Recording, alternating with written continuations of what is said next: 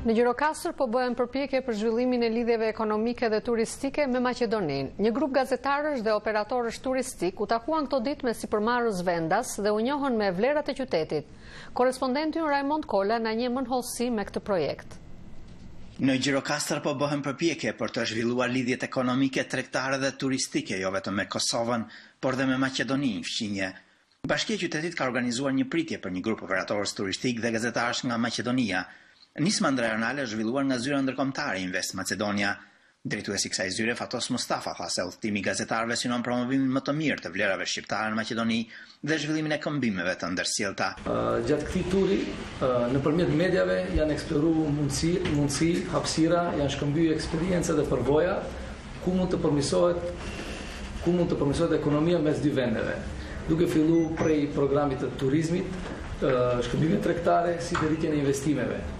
Nënkryetari i Bashkisë së Gjirokastës Odise Kote u tha gazetarëve se turizmi shqiptarëve nga përtej kufive është një ndim i çmuar për qytete të tilla si Gjirokastra me vlera historike dhe monumentale.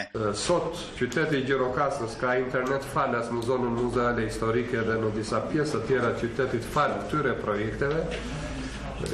Qyteti i Gjirokastrës shënohet qyteti i parë në Shqipëri që ka një hartë digjitale, ku çdo vizitor vendas dhe i huaj pasi e downloadon sipas një manuali përkatës që ne do ta shpërndajmë në zyrën e informimit turistik, do të ketë në celularin e tij 150 destinacione turistike të qytetit Gjirokastrës dhe të zonave përreth.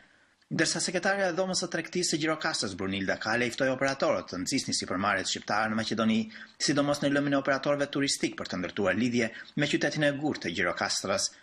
Duke marrë shkase nga këto takime, pse jo të lidhemi një bashkëpunim më të mirë, kontakte të reja, jo vetëm për zgjerimin e bizneseve tona, por do ishte kënaqësi nder për rajonin tonë që biznese nga ana juaj të mund të operojnë dhe bashkëpunimi tonë të ishte më